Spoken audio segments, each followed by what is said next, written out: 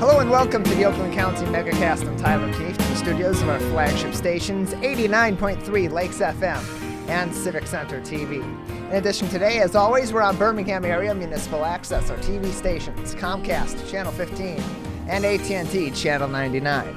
On the radio as well, 89.3 Lakes FM in the greater West Bloomfield area, and 88.1 WBFH, The Biff, in the Birmingham Bloomfield area.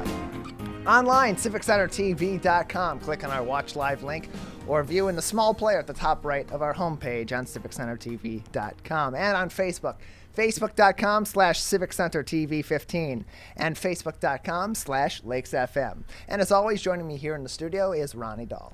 What's happening, Tyler? Did you have any flooding this weekend? Oh, did I?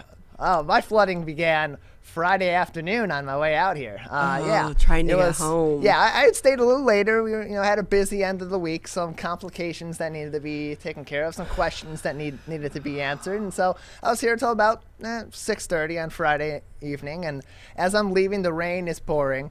There are old males all over the place snoring everywhere, I assume. And I'm walking home. I got an umbrella.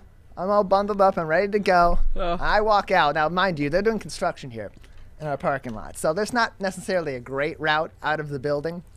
I don't know why you're not parking right over here at the school. Because I know that the second I park over there, what's going to happen is the day that I park over there is the day they're going to start their construction on that side as well. Well, you know what? At that point, they can come knock on the door. Sure. But still. I've been parking over there. So I'd walk back. Okay. So continue the story. Mind you, at that time, they've been doing construction. They dug out all the concrete in our parking lot. And so the front area, our front parking space is what used to be our front parking spaces here at the building. That area is completely dug out. That was full of water. It was a pool of dirt water. So that's how bad the rain had been at that point. I walked back to town hall where I'd parked in, and on the way there, there's just pools of water all throughout the sidewalks and all over the place. I had to go jump onto the grass and leap over all these different pools of water. And by the time I got there, I might as well just taken my umbrella and tossed it right onto Walnut Lake Road because I was soaked. I was soaked. At least at the end of the day. Yeah, at least it was at the end of the day. I went to the that, gym but really, too. I mean, it's the end of the day. It was. That made it better. And luckily I had, a dry gym bag in my car because I was going to go to the gym after my work day as I normally do. And I got there and they were having problems too. They had some flooded areas in there. Carpeting was flooded partially in the front area. Like, it was bad. Pockets of Orchard Lake Road that were just completely covered in water, and people had to put their emergency lights on and get into the left lane because the right lanes were just completely flooded through. It was bad. So I'm lucky. I had a few meetings on Friday afternoon, but they were remote. So that's a good thing about this pandemic. But I will say, looking at all the devastation in Detroit, I've covered that story countless times. And if I hear one more time the politicians say, this is a once in a 100-year lifetime of a storm of this magnitude. No, obviously you don't remember. Right. Because that once in a 100-year lifetime flood just happened like 4 years ago. Right. You learn how to fix the problem. Exactly. I'm tired of people saying, well, we know when it rains, these sections of the highway are going to flood. No, that's not acceptable. Yeah, I know my house is on fire, but it's a once in a 100-year house fire. I'll take care of it in a few years. No, that's not how it works. And for the people in it's Detroit, Dearborn, I've covered the story countless times since seeing the devastation. And for so many of them, people say, well, you have homeowners insurance. It doesn't work like that when you live in some of these neighborhoods, because so many of the people won't report it to the homeowners insurance because, number one, it's crazy high. Oh, yeah. When you live in certain zip codes. And then two, if you make more than one claim, your insurance goes even higher to the point that they'll drop you. And then it's hard for you to get insurance. So these problems, stop talking about them. We know they exist. The governor's going to be coming today to witness and view the devastation, and she declared a state of emergency. And I love how the city of Detroit and Dearborn have put out these numbers. If you have experienced devastation, call this number. It's been done so many times before. At this point in time, your elected leaders just fix the problem. Or understand that for people that are going to live in these areas, there needs to be a disclaimer. You're moving into these areas and they're going to flood because, one, whatever system you have set up just doesn't protect them. And I know that living in Wilmington, North Carolina, there were areas that FEMA came in and bought all the houses because they knew from demographics and, scientific evidence that they were going to continue to flood and erode away because of their proximity to the ocean. So FEMA went in and bought those property owners and bought the, houses and tore them down because they knew that eventually it was a continuing problem. And I think at some point in time, this needs to be a conversation in Detroit, because in Dearborn, it's the same areas over and over. Right. And as you mentioned with the insurance issues, they have no way around it. Even if they have protections in place to protect their home, those protections are ultimately not going to be there because they are jumping through hoops just to make a claim. If they do make a claim and it's beyond a certain point or beyond a certain number of claims, their insurance companies have carte blanche to just say, well, we don't have to cover you. We can breach our deal with you. You can't do it to us, but we can do it to you just fine, and there's no repercussions. So there's literally nothing that these people can do, and the government's just sitting there and be like, wow, what a terrible thing that happened. I hope we never see anything like this again. What a once-in-a-lifetime experience that happens several times in a lifetime. Do your fractions. One out of 100 is not equal to 15 out of 100. Oh my gosh, I heard it so many times. Oh my God, give me a break. Those politicians, this is a once in a 100-year lifetime. I was like, no, it just happened a few years ago. Once in a 100. So what math are you doing? Yeah, you're once in a 100 moron. This is about our infrastructure, and now you're getting all this COVID money. Mm-hmm. Let's address these issues. And Biden administration is going around, right. Trying to promote this multi-trillion-dollar infrastructure bill. Let's start to address these problems. And right. and also part of the disclosure should be that if you buy a home in these areas, you should know it's prone to flooding. Right. You should know what you're getting into, and if you want to make that decision to ultimately go forward with it, despite that knowledge, then ultimately it's your choice, and you'll at least have that.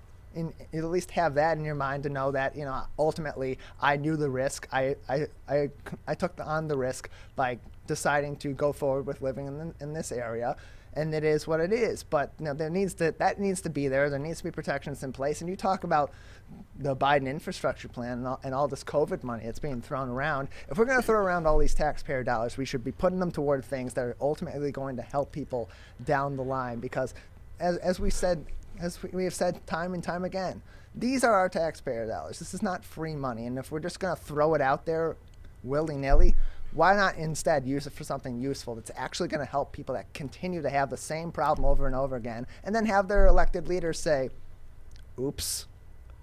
Right. And I've covered like I said, it's devastating to these families to have to constantly, because when you think about your basement, even the ones that maybe you've had a flood before, so they pull everything up, right. But you still have your hot water heater. A lot of them still, that's the only place for their washer, the dryer, things of those nature, which those appliances are very expensive right. to replace. And keep in mind too, it's not clean water. A lot of this is backup sewage, and to which that's toxic. You can't, everyone thinks, let me just, do a solution of bleach and this, that, and the other, and I can sanitize it. No, it's, it all needs to go to the curb. So I feel extremely grateful, though, waking up this morning, because we didn't lose power and we didn't have any backup of water in our basement, which we've had a couple times, not because of storms, but because of pipe issues. And it is horrible to go through, but then to go through it at the same time when so many other people were going through it and trying to get companies to come in and be able to help you on top of that in the middle of a pandemic when they're having a problem of getting enough employees. It's just, it's a horrible time for so many of these families. It is. And you know, luckily here and generally in our coverage area, there haven't been a ton of big problem areas necessarily. It's been really on the outskirts of our main area here in Oakland County, but you know, these are our neighbors. These are people we work with. These are people we encounter on a day-to-day basis who deal with this time and time again. And you know, we're in the severe weather season. We're going to get more of these storms throughout the summer. Hopefully it's not as much of a volume of rain as we saw on Friday and on parts of Saturday and throughout the weekend, but this isn't going to happen again. Well, we are kind of in that cycle right now. They're calling for rain, every single day this week. Right. Right. And that rain that's already been here, that flooding that's already been sustained, it's not going away in that time. It's going to, whatever has drained away, whatever has been able to have been removed, that's more or less going to be replaced with all this consistent rain coming back in and through the area. So this is going to continue to be a problem for people living in the area and for people that are going into those areas for their jobs and so on. When you have situations like I-94 being flooded in several areas and people not being able to simply get to work. So Wayne State University, by the way, I heard on the radio coming in, they are going remote again this week because of the flooding issues and also the transportation issues. So I guess the blessing coming out of the pandemic is everyone is so used to just going, oh, we need to go remote. But because of their area, they are asking all professors to stay at home as well, because there is a little bit of flooding on the campus, as well as, you know, they know that some of their students that live there in the area of downtown Detroit, that they're all experiencing this as well. So we've been we didn't even lose power, which is really kind of surprising because we usually lose power in my neighborhood. Yeah, I had a power flash on Saturday morning, but this was like 10 o'clock. It was very quick, and it was one isolated incident. Otherwise, there were zero problems, which was also really surprising because I don't lose power very often out there in Wixom, but when we do, it's usually during a storm like this where some water might seep through and blow a transformer. That's happened a few times. We lose it more than we would I know there's like a lot of power outages. to. Yeah. And, you know, the power lines are right behind our house. And we've had DTE come through with a crew trimming the trees all along that area. And I know some people get upset about that, but this is why in situations like this, because if they have to get in too, you have to remember repairs are so extremely dangerous when the winds are high, but it's easier for them to reach those lines if the trees are trimmed. Right. Yeah, and to be able to go out there during inclement weather, even just slightly inclement weather, because like you mentioned, the winds, those lifts that they're going on, they are regulated lifts like you would see in any other environment where you're using a lift like that, and you're not supposed to be using those in windy conditions. Now, those are more specialized that you can use them in some light wind conditions, but even then you're taking a risk. So they're really doing a lot to try to prevent power outages or fix power outages in a quick period of time, even when we're in an inclement weather situation like that. So if you have to do any type of traveling, even over the next few days as more storms roll into the area, I will suggest follow the Michigan State Police on Twitter, because the Post here locally, they do such a great job of really updating it. And not only with information, but also with video and pictures. So, and they'll tell you where the problem areas are. And we have to remind people, and you say it every single time, but yet people still do it. If there is standing water, do not attempt to drive through it. And that includes if you have a big SUV, because I think sometimes people say, I have an SUV, I'm not a car. I can make it through. You cannot make it through. No. No, it's extremely dangerous of a situation, and on top of that, as you mentioned earlier, that is not clean water. A lot of that is sewage backup. A lot of that is other crap from on the side of the road, or runoff that is potentially dangerous, and all those things combined are just absolutely disgusting and very toxic to the body. So you want to avoid that at all costs. If you're stuck in that and you need to get out of that, then then you're taking a risk to keep yourself alive. But at the same time, if you can avoid those areas, avoid the areas. Don't drive through it, because your vehicle will get stuck, and then you're in a situation where you have no choice but to go into that dirty water. And forget driving through it. Did you see the video? There were people out there with jet skis. I saw the video. Yeah, no, I can't avoid Don't the dump. do it. No. Do not break out your paddleboard. Do not break out your canoe. No. Do not break out your floating device either. No. You're not going to go taking flow out there. No. No big rafts. No. None of that. None of that. Not the water to be doing it in. But again, Tyler, we're so grateful here in our area that we're not going through this. I know the church that I do so much volunteer work, Church of Messiah in downtown Detroit, sadly, their basement was flooded, and that's where they do so many other programs. Right. They have like a bike shop, and where they try to foster these new inventive ideas with so many people. They take place there in the basement, and their basement was flooded, and you feel for them because they struggle just to keep the lights on there. So, just know we're lucky here if you have no flooding whatsoever. Although mama and baby deer ate all of my flowers. The flooding didn't keep them away? No. You couldn't do one good thing? Come on, flooding.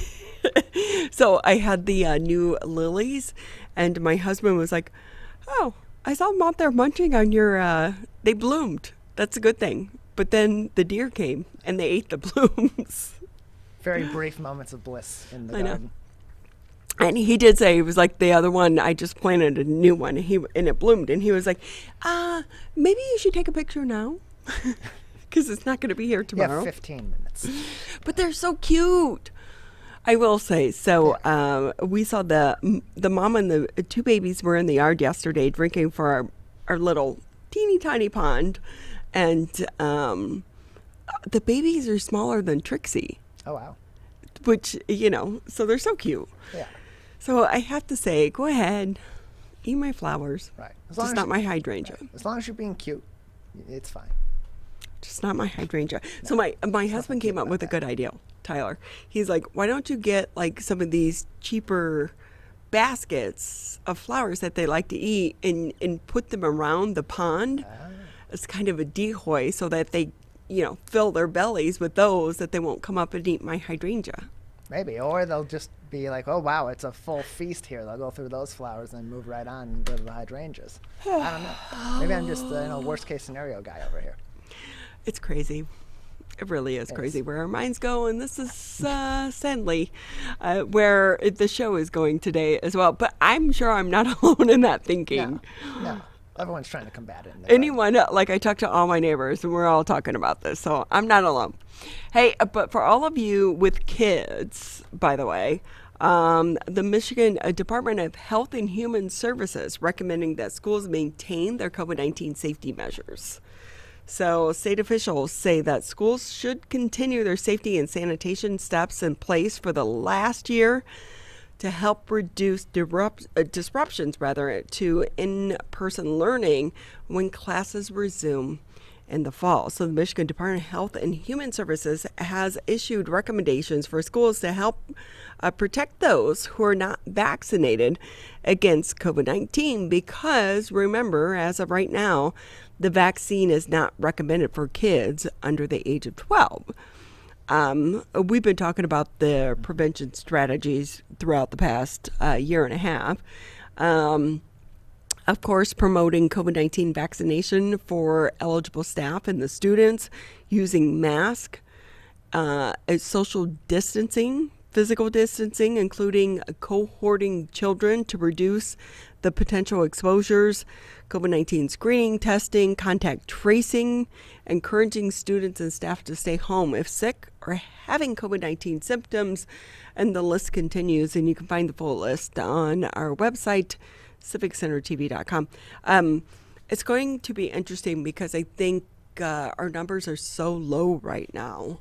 And of course, we're coming out of the academic school year. However, so many schools are still doing summer school.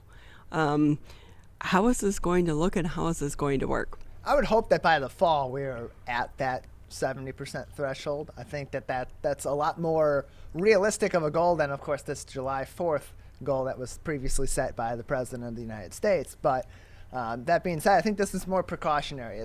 It's saying be prepared to have these precautions in place and do so at your own risk regarding COVID-19 in the fall, and plan for that in the fall. But ultimately, if we get to that 70% vaccinated threshold by the time schools are going back or shortly after, that this would be a situation where they say all is cleared, never mind. Yeah, it's easier to pull back. It is. Than to try to implement.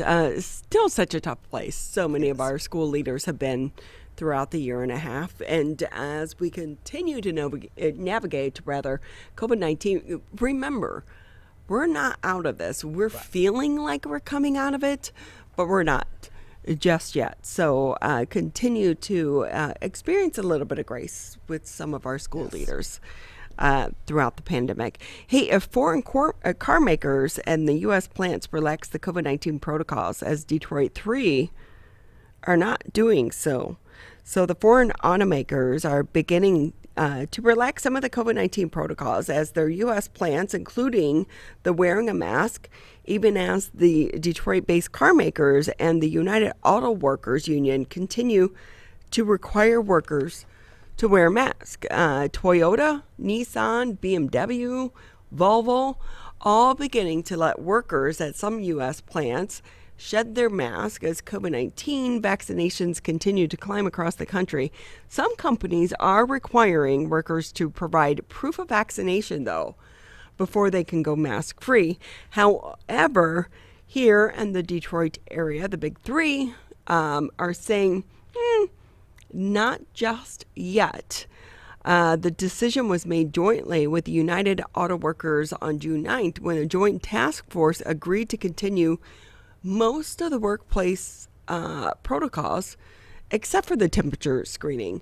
The spokesperson said that the task force is scheduled to meet again this week. That's got to be hard for companies when the state has relaxed its mandates. Yeah, it has to be, but I think this is just a reflection again of what we're going to see across the board in all industries, where some companies are going to make the choice to do away with the mask order, and some will decide to continue it until we're at a point where either the workers and the company, or the union and the company themselves, come to some sort of an agreement, which could theoretically happen this week or could happen in the future as the UAW and these big three automakers continue to have meetings. Or it could be something that they wait until the 70% threshold has been crossed so that they can know that they're at least mostly in the clear. This is just one of those things that I think we're going to continue to see be touch and go across industries. And hey, here's another headline for you. Almost everyone that has been admitted to the hospital here in the state of Michigan this year wasn't fully vaccinated. And that's the key word there, fully. So more than 99% of all COVID-19 hospitalizations here in the state of Michigan between the January 1st and June 15th involve people who were not fully vaccinated against the virus. This is according to data from a statewide hospital association and the state government modeling. So there were more than almost 51,000 confirmed and suspected COVID-19 hospitalizations in that time.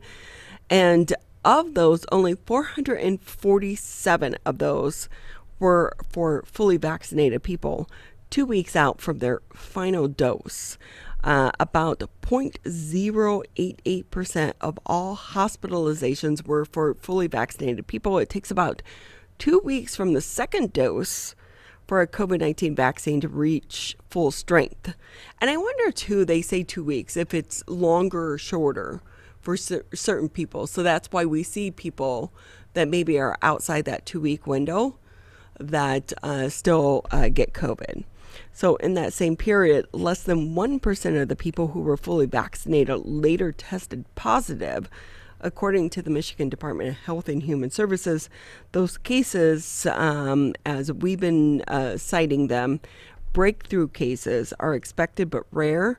In Michigan, about 7,100 people of the nearly 4.3 million who have received their final doses by June 15th, less than 1/5 of 1% were considered to be breakthrough cases. And again, it continues to kind of be, the model for them pushing vaccinations, and that even if you still get COVID-19, which we know people that are fully vaccinated still do, you're less likely to end up in the hospital. Right. These are not full, entire protections that prevent cases. They prevent more severe cases than anything. And there will be breakthrough cases that do come through with people that have been fully vaccinated and are beyond that period. But as is marked in this article, extremely rare. 1/5 of 1% of the people that were hospitalized this year with COVID-19 were fully vaccinated people that had breakthrough cases. It really is amazing, though, Tyler, when you stop and think about it. I remember going on every day looking at vaccine.com. Where can you get it, and calling, and they didn't have, because I wanted the Johnson & Johnson, they didn't have it, they didn't have it. So how much just in a few short months things have changed, because you can get the vaccine, any vaccine that you choose to get, whether it be Pfizer, Moderna, or the J&J, pretty much anywhere right now. Yeah, they're widely available, and they're available still in a lot of different places, not just to the county like we had seen more or less early on in the vaccination process. So with that as a reminder, you can always get the latest headlines. Just go to civiccentertv.com. Click on coronavirus. There is a listing there of the latest headlines, but also at the top of the page, all direct links to various resources that you would like to check out, including the CDC, the state of Michigan, as well as Oakland County. With that, we're going to take a quick break here on the Megacast. When we come back on this Monday edition of show, we'll be joined next by a resident carillonneur. I had to look this up. From Oakland University. What exactly is that? Hint, it's all about music. And what has it been like for him throughout the pandemic? And then also coming up, we'll go shopping over at the Orchard Mall. That's next here in the 10 o'clock hour of the Megacast. Can I ask you a question? Why did you get your kids vaccinated? It was hard for them to social distance, to be isolated from their friends. I want them to get back to school and sports games. So as a pediatrician, I recommend the vaccine to everyone I know. The boys lost a former teammate and classmate who was only 20 years old. It's been a devastating year. We want to get back to normalcy. Our daughter is really looking forward to being with her friends, being a kid. Can I ask you a question? Why did you get vaccinated? I'd like to go to these school dances and spring break to have fun. I want to be in person for college next semester. I want to get out of this pandemic. I wanted to protect the people around me. Why did you get vaccinated? Because I'm really looking forward to hanging out with my friends. I just want to go to a show, dance around, not have to worry about anything, feel like I'm free again. So we can not miss out on the best years of our life.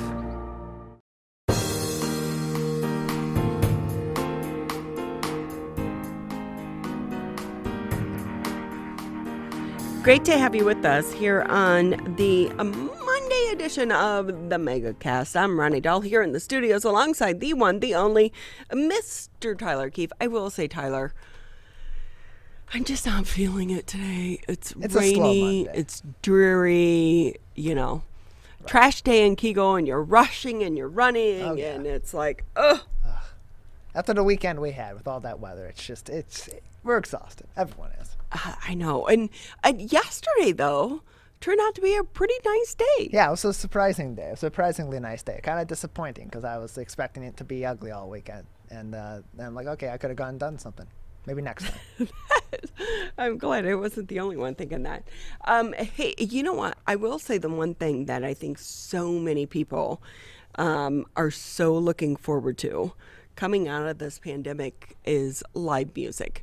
I was talking to some of my friends over the weekend. Sadly, Friday, the Oakland County Boat Club, they were going to have a group out there Friday night. But because of the weather, it was canceled. But so many people are really eager to get back to listening to live music. And it doesn't really matter the genre. If you're classical or country or rock and roll, we just need that because it helps fuel our souls. And with that, I wonder what it's been like for our next guest throughout the past year and a half. Dennis Curry joins us now on the Megacast. He's the resident Carillonneur over at Oakland University. Great to have you with us, Dennis. How are you today?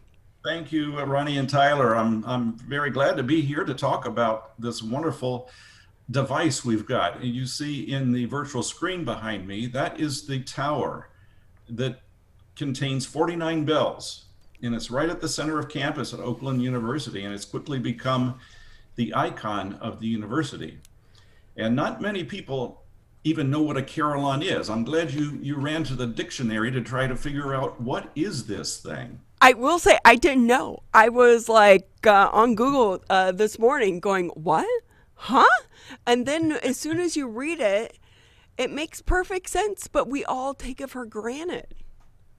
Well, people think it's a clock tower because it does tell the time, but it actually houses a musical instrument that's over 500 years old. Not this particular instrument, but carillons actually started in the Middle Ages in the Low Countries of Europe, in the Netherlands and Belgium.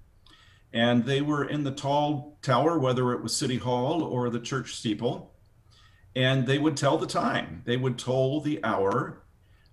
It would help inform the citizens. You didn't have cell phones, televisions, any other media other than something happens at this time. And so it was the voice of the city.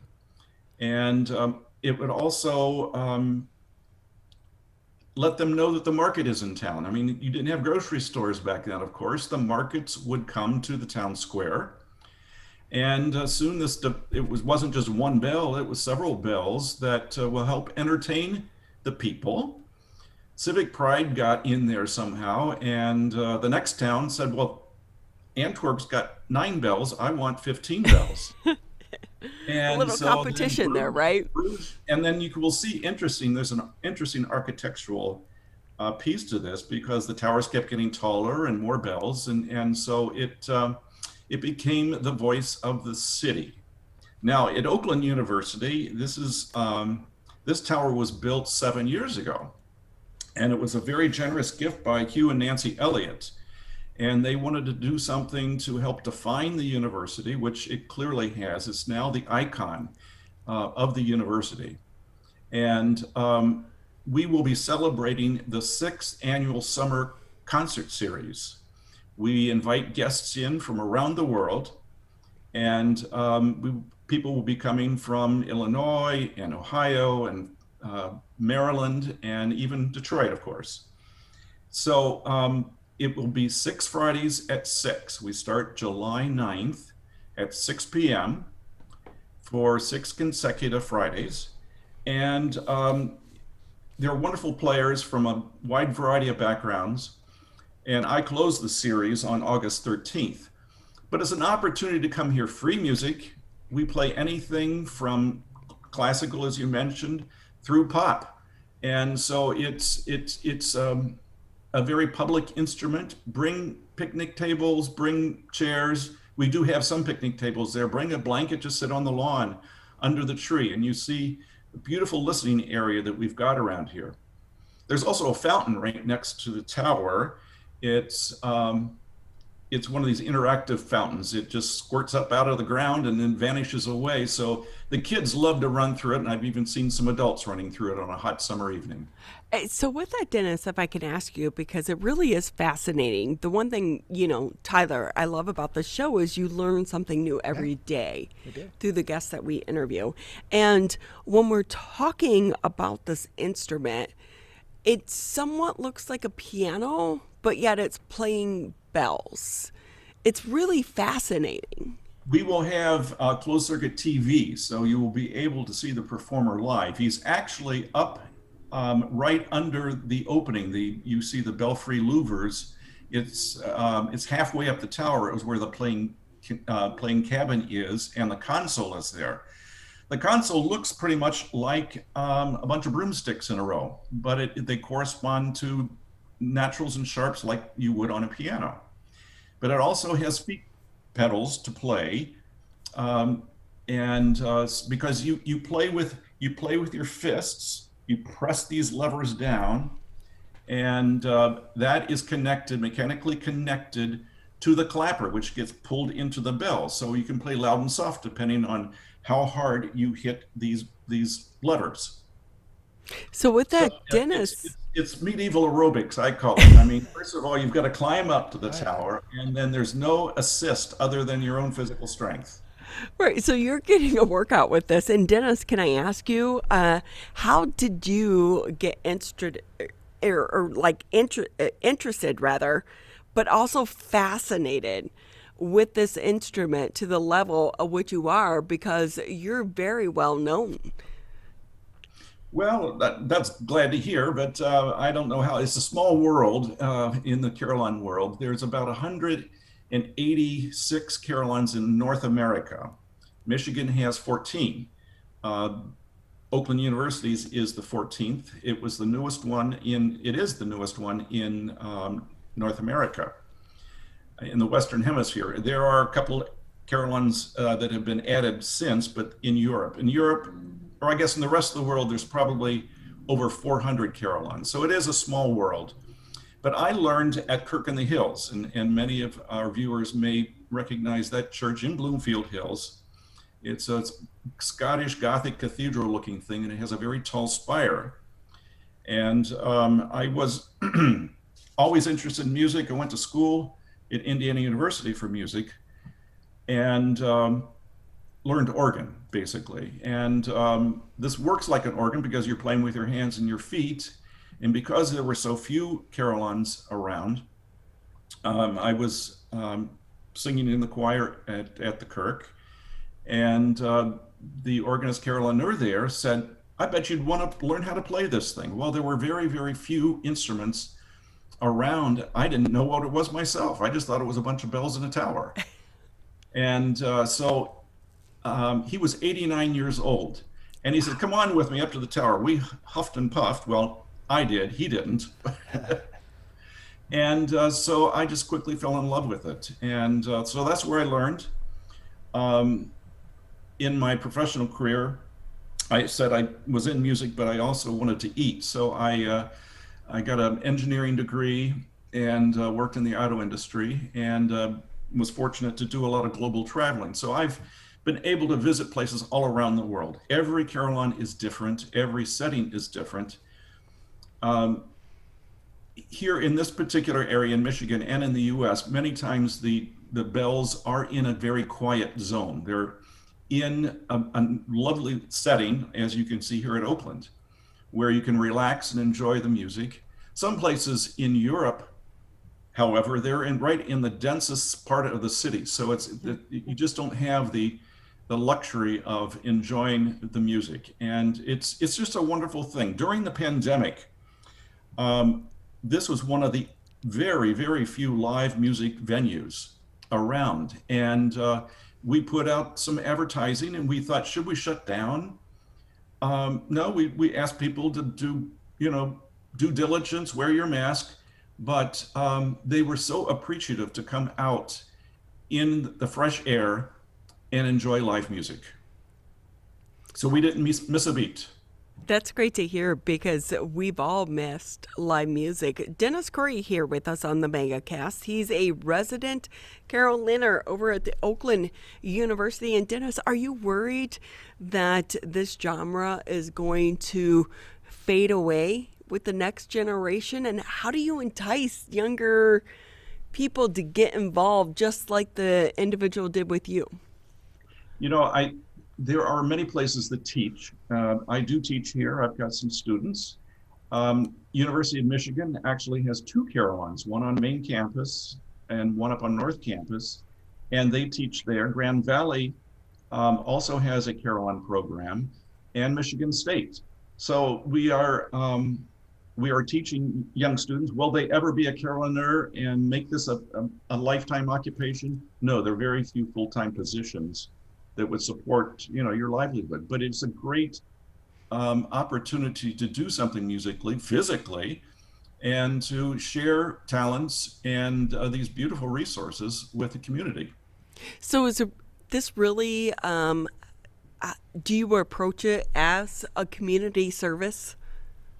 I really do, because not only for the wider community, we advertise this, through the media, and but we invite the outsiders in. We do use the instrument for every possible graduation and special ceremonies. It also helps unite people in times of grief. We've done memorial kinds of programs. We connect with the people. There's a Veterans Day ceremony that we do. There's a 9/11 ceremony that we honor. There are wonderful celebratory kind of opportunities too. So it speaks to the people. It is the voice of the people, voice of the university. So we just want to share it with everybody. And we do get a lot of people from the surrounding areas. So Dennis, just a few more minutes here with you on the Megacast. Can I ask, how long does it take to learn the instrument, but also master it? Godly. I feel like I never mastered. I've been playing it for 32 years, and I'm still learning.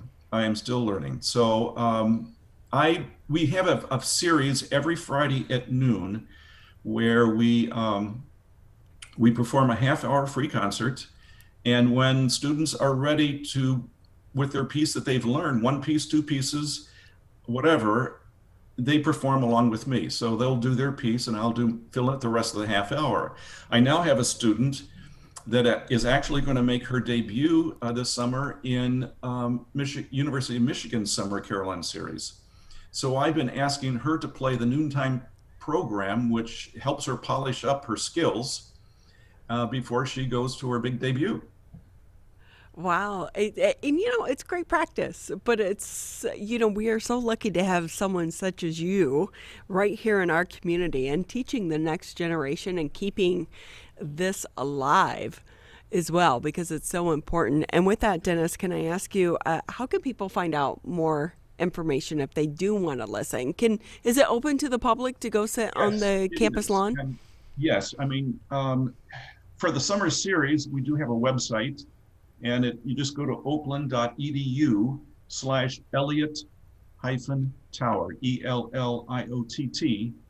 ELLIOTT-Tower. There you will see information on the summer series.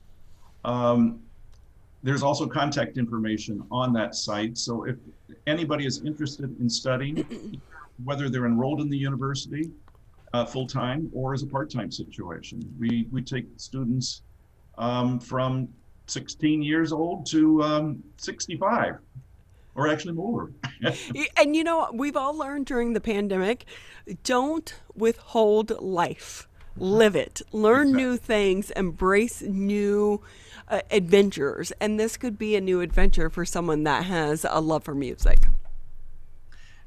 That's right. I mean, even if you're just having a couple friends over and having a picnic, it's just a great opportunity to be outside and have sounds fill the air. Well, Dennis, we're so blessed and lucky to have you here in the community. We want to say thank you for taking time to be with us. We so appreciate it. Thank you for the opportunity to advertise the series. Come and see and listen. Absolutely. Dennis Curry with us here on the Megacast, resident Carillonneur over at the Oakland University. I will say, Tyler, I didn't even know about the instrument. We know about the bells, we know about the church organs, Yes. but this was something new for me. So it's so great to hear the history of some of these instruments as well. Yeah, we have, I think you said 14 in the state of Michigan. They are really unique, and we have just a small number of them here in the state. I did, when I was at Michigan State, have a chance in my sophomore year with a few friends to go on a tour of the Beaumont Tower there and see them playing the Carillon in process. And it is very interesting. It is truly fascinating. So if you're able to watch a performance or you're able to take a tour of any of these towers here throughout the state of Michigan, I would highly suggest it. Absolutely. And with that, we are going to take a quick break here on the Megacast. When we come back, let's talk about shopping. The summer is open this year. What should you be wearing, and where can you go get the latest fashions? That's next here on the Megacast. People are getting out to walk and bike in higher numbers. More vulnerable road users and higher speed traffic can be a dangerous combination.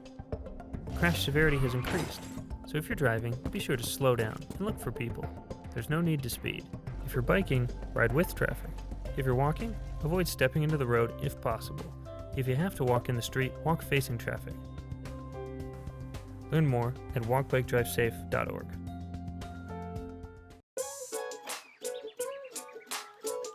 One of the things you can look for in your friends is a change in behavior. These can be big changes, they can be small changes in mood, physical appearance. They may be sleeping less or sleeping more, drinking more, or their eating patterns may be different. One big change that can be pretty obvious is change in motivation. Do they no longer want to play basketball? Do they no longer want to play video games?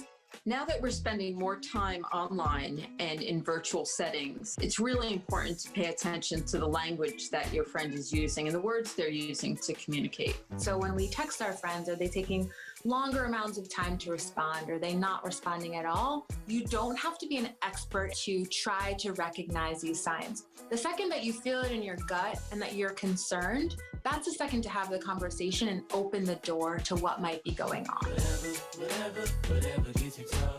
Today, it is easier than ever to join Michigan's Organ Donor Registry and help build a bridge of hope for organ, tissue, and eye donation. Just one person can potentially save or help improve the lives of up to 75 people.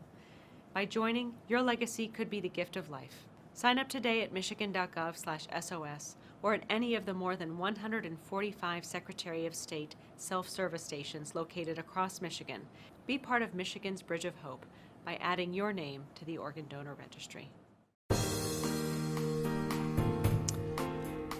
Thank you for taking time out of your day to be with us here on the Monday edition of the Megacast. You can always catch us Monday through Friday, 10 a.m. until noon, Civic Center TV, Birmingham area, municipal access. Also, find us Channel 15 on Comcast, 99 on AT&T, or you can listen to us 89.3 Lakes FM, 88.1 FM The Biff. And to make it easy for those that maybe aren't in the local area, you can still catch us on our social media sites as well. We try to make it easy for everyone, Tyler.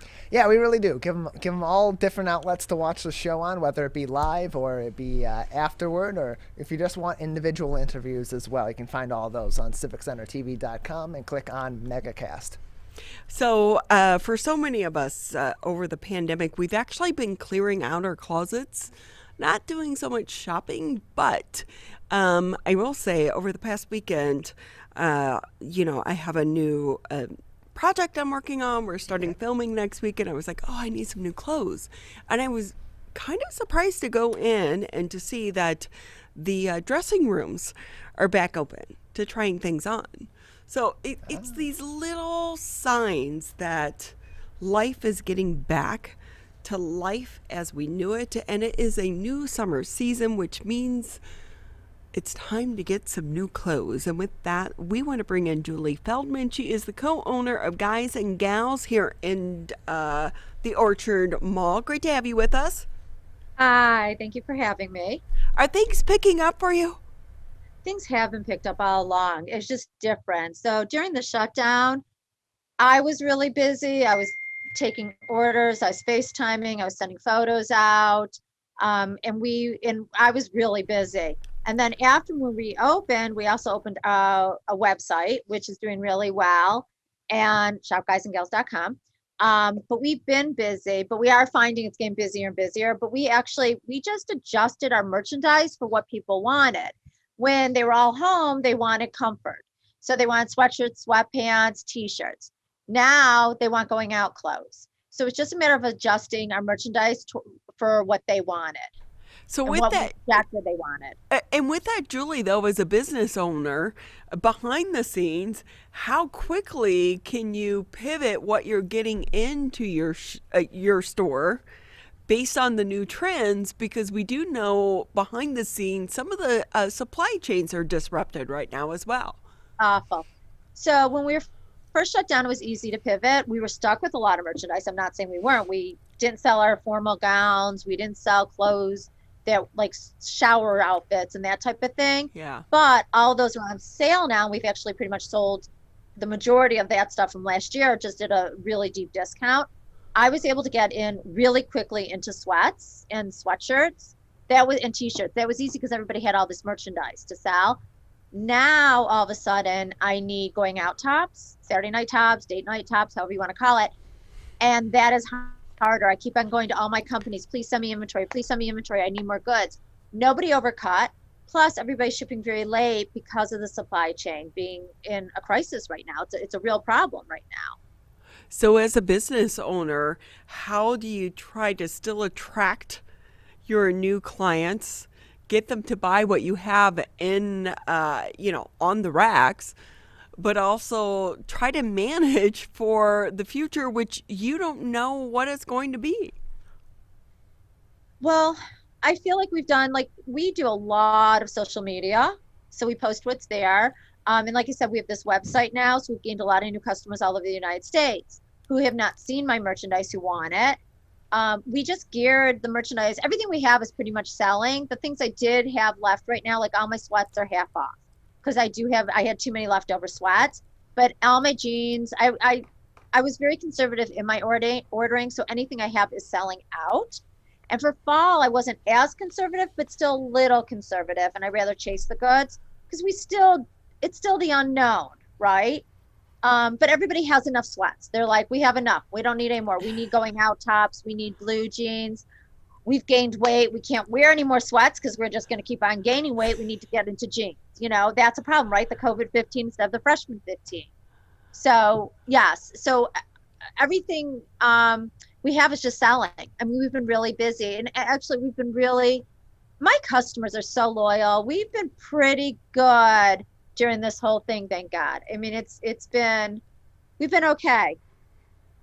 Julie Feldman with us here on the Megacast. She's the co-owner for Guys and Gals over at Orchard Mall. And with that, Julie, too, how long have you been in business? It'll be 45 years in August. So obviously I didn't start it, my mom did. She and her partner started the business, and then she eventually bought that partner out. And I came into it shortly after graduating college. I've worked here all my life since I was 11.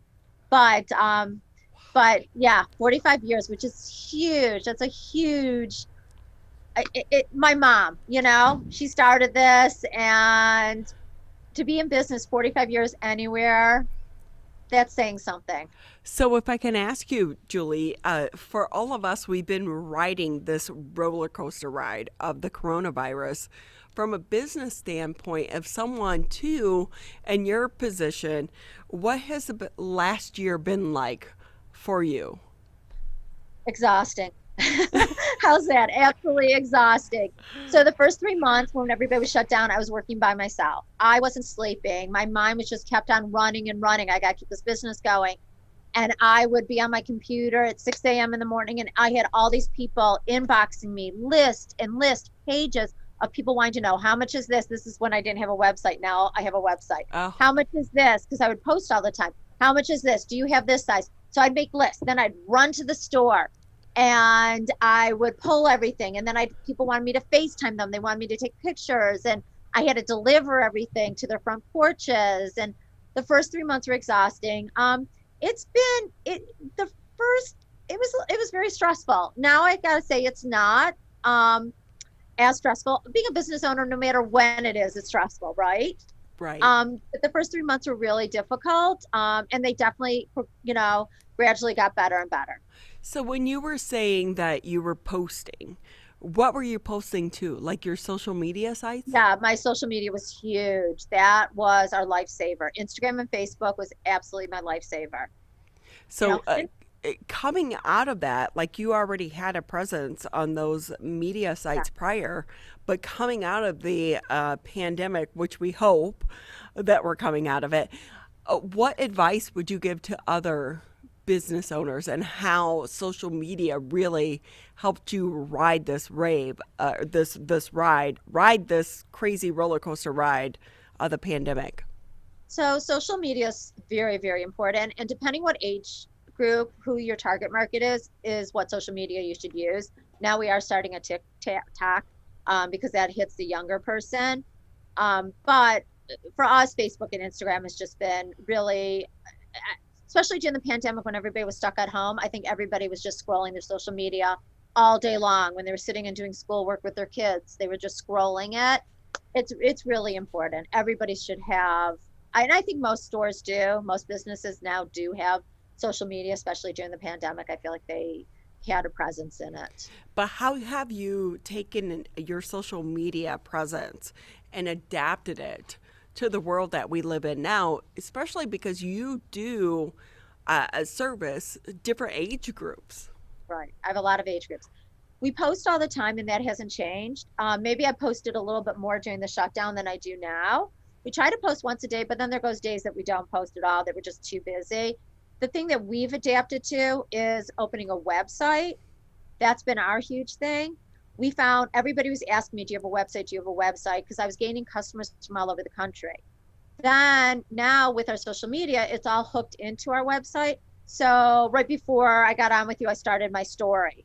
And I've got as far as now I got to tag everything, to tag the products. And it goes right to our website. So if they like it, they can go right to my website and purchase it off my website. And that's how I've changed up a little bit. Well, it's a huge thing. This website's huge. So with that, if I can ask you, what are the hot styles for the summer? Okay, so for this summer, which I'm already thinking fall, because I'm going to be getting fall in another week or two. But crop pants, mom jeans, high-waisted jeans, florals, gauzy tops, trying to say this fast to you. One shoulder is back, off the shoulder is back. The early 90s, so oversized t-shirts and bike shorts are really big. You know, nobody thought that would come back. Nobody thought, one shoulder was just recently and it's back big again. Same but with I'm also seeing tie-dye behind you.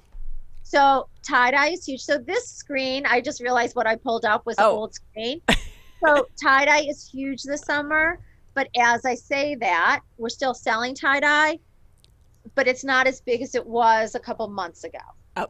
Everybody, not that it's not, it's still a really big trend, but everybody owns it already. So that's, as a buyer, how I have to change and make sure I don't order too much of one thing and make sure that's, that's part of it. But yes, tie-dye is big, but it's slowing down, just like sweats and sweatshirts. Julie Feldman with us here on the Megacast. She's the co-owner at Guys and Gals at the Orchard Mall over here at Orchard Lake and 15 Mile. And with that, Julie, I know you have to run at 11 o'clock, but before we say goodbye, any big sales or any big trends, what do you want to share with our listeners and our viewers before we say goodbye to you? Well, right now we have a huge sale. All of our summer merchandise, because I told you we're getting ready for fall, right? So all of our summer merchandise is on sale. It's 30 to 75% off. Great savings. You can go to our website, like I said, shopguysandgals.com. We'd love to see you. Yes, our dress rooms are open. And we also did expand our gift, as you see the gift table behind you. We did expand our gift category because that was just gift giving, really big outdoor stuff, loose side. We expanded that. But our sale, it's a great sale. And so with that, Julie, you mentioned that all the sweats are on sale. Those are all 50 off. Sweats and sweatshirts are 50 off. We have a lot of dresses that are 70 off.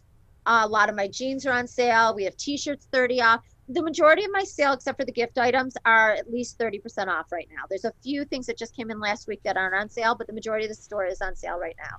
Well, we're so lucky to hear that you and your staff, you've survived the pandemic. Yeah. And hopefully as we come out of it, everyone wants to get out and shop and look new and fresh for the summer season.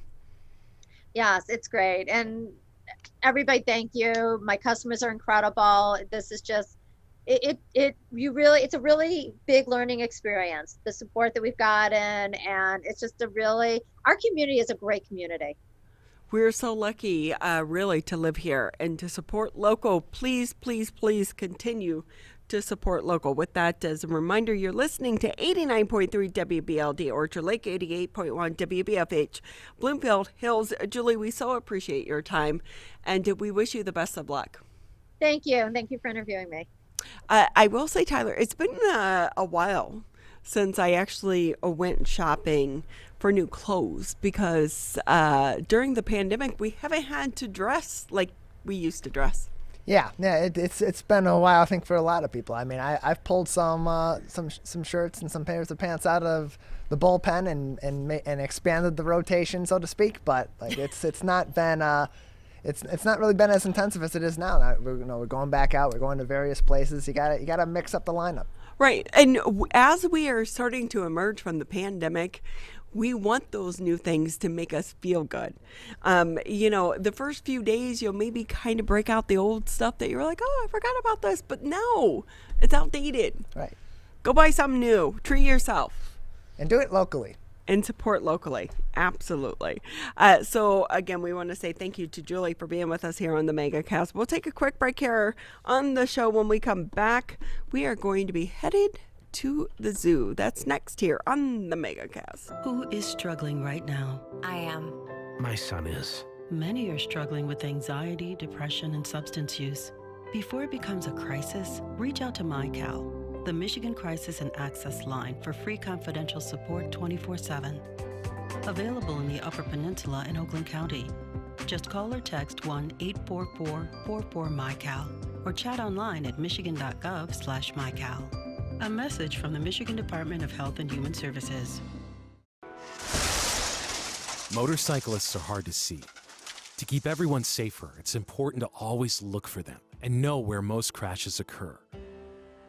84% of motorcycle and vehicle crashes happen on streets, not highways. And most crashes with motorcyclists occur when vehicle drivers are turning left. So before turning, especially to the left, make sure you look for motorcyclists. Then look again. It could save a life.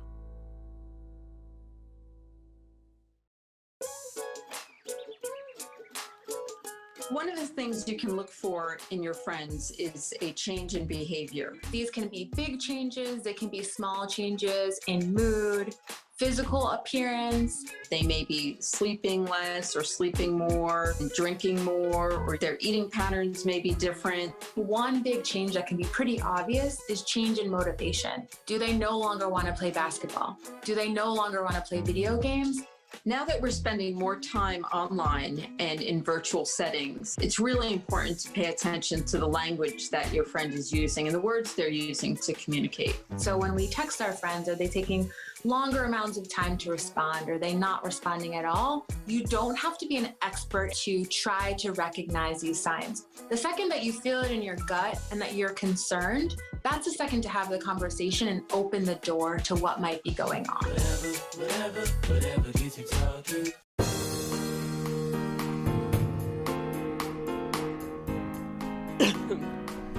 Great to have you with us here on the Megacast. I'm Ronnie Dahl here in the studios alongside Mr. Tyler Keefe. We are here Monday through Friday, 10 a.m. until noon live, except for this Friday. We're off. Except for this Friday. Yeah, this Friday and next week, Monday, we are taking things off. Of course, long weekend for the 4th of July holiday, and we're making some new adjustments over here as well that we are taking a little bit of extra time in order to get in process. I'm always like, what days? What? Huh? It's gonna throw me off. It's gonna be a long week, but a short week after that. Oh, with that though, you know what though? This is a perfect time to get out and enjoy the zoo. Yes. And one of the great things about our areas, we have so many great zoos within driving distance. And for some of the people in certain parts of the area, it's actually closer for them. Yeah. To either go to Toledo or to Lansing. And Lansing has an amazing zoo along with our local zoo here as well. Park Zoo. Have you ever been there? Yeah, I went a couple of times with some friends when I was back in college at Michigan State. And I am one of the people that is closer to the Potter Park Zoo necessarily than it's about the same distance, really, if you think about it. But with traffic, it's a little easier for me to get out to Lansing. Right, I forgot. Yeah. MSU, Spartan. Good times. With that, let's bring in Dennis Laidler. He's the education curator over at Potter Park Zoo in Lansing. Great to have you with us again. How are you? It's good to be back. Thanks for having me. So are you ready for the summer wave of crowds? Yeah, it's good to have summer camp going again. We've had 2 weeks of summer camp. We actually have a week off this week because of the 4th of July weekend coming up. But yeah, camp has been we've been sold out for several weeks, which is a good thing. Of course, our camp capacity, we reduced it because we had to make these plans several months ago and plan on the current guidelines, but camp's going really, really well. It's nice to have our staff all back and everything. And other than a little bit of rain lately, it's been beautiful weather. So yeah, it's been nice here. That's what's so hard is having to make these policies and procedures, put them in place that were months ago.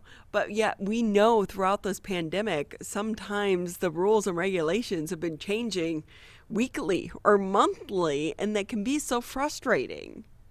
Yeah, well, we knew that there was not going to be a vaccine available for young children. So for our camp, we knew that masks were going to be probably the norm anyways. So that really hasn't changed. And our staff, even though most of our staff are vaccinated, when we're dealing with all of the campers, we still wear a mask, and we'll probably do that for the summer. It's a lot easier for parents to know what the rules are going to be for the entire summer, because sometimes the kids come multiple weeks to camp.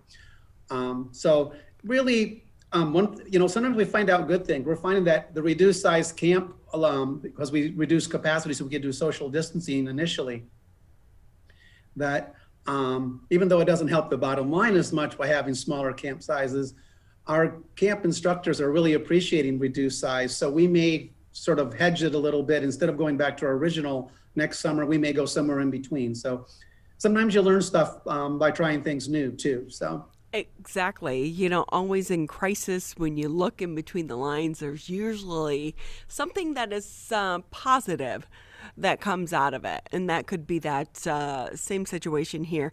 Dennis Laidler with us here on the Megacast. He's the education curator for the Potter Park Zoo.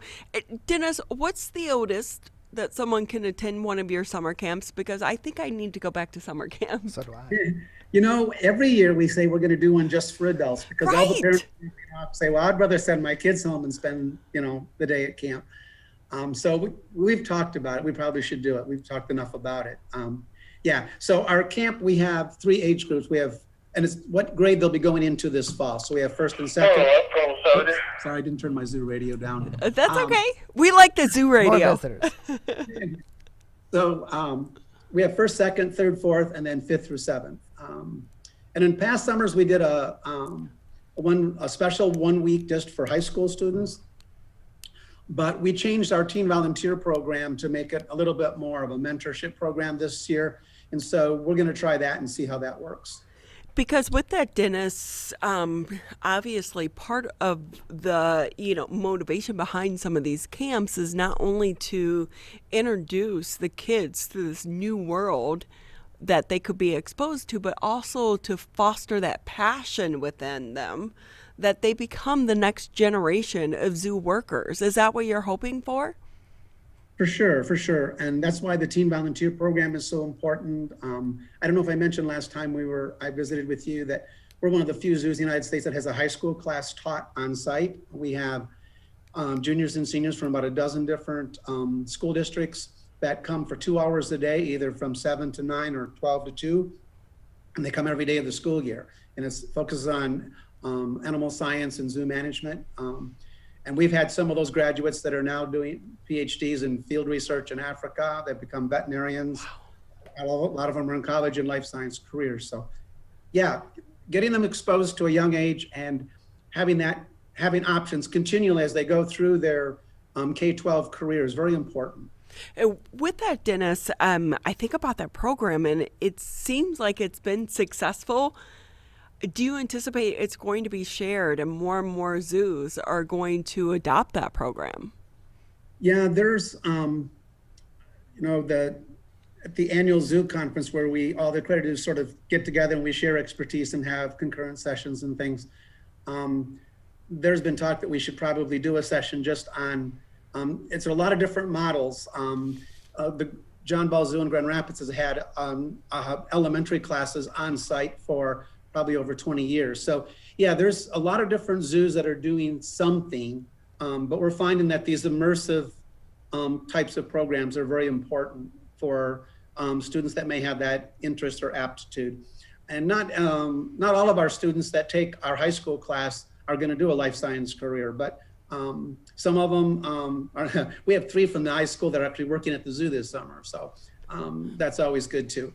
It is. It seems like it's a great pipeline into the world and to feed the need for some of the summer workers. And if I can ask you about that, because we know so many businesses right now are struggling getting enough workers. How are you doing on that front there at the Potter Park Zoo? Well, we're okay for the summer. In my department, it was actually we had a really good problem. We had more people applying than we ever had before.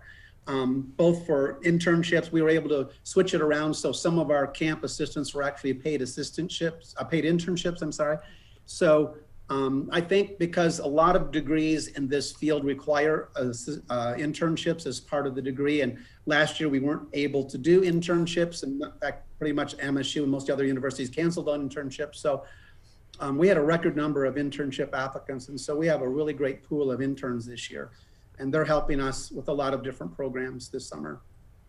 So I think we're okay that way. We have a pretty good volunteer pool. So we have some special events coming up and they've been very good about signing up to help us with our special events. So with that, Dennis, if I can ask you, what's it going to be like for the general public? So many people are kind of emerging from this pandemic the first time. Maybe going to the zoo is comfortable because most of it is outdoors. What can they expect and experience when they come to the Potter Park Zoo? Well, Pretty much most, other than people that aren't vaccinated, we're strongly urging them to mask, especially if they're indoors or close to people outside their household. But like most of the state, we really don't have, other than our campers, you won't be seeing really any real restrictions. We've stopped the one-way trafficking. We're not putting on the one building of exhibits that's open. We've we're not taking the reduced capacity. We took the reduced capacity signs out. So it's pretty much a normal visit to the zoo in the summer. A tip for anybody visiting any zoos in the summer is that if it's going to be one of those 95-degree days, go very early.